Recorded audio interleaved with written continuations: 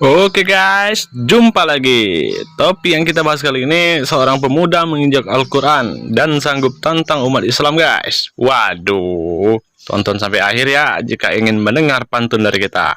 Yuk kita kawal sampai ke jeruji besi. Saya atas nama Dika Eka dengan sadar saya tantang semua yang beragama muslim.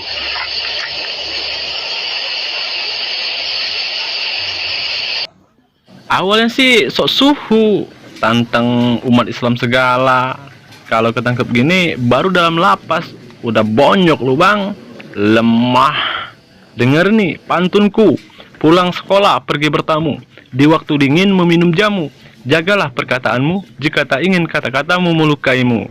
Membeli katun dari tamu, berlambang tupai, alat musik.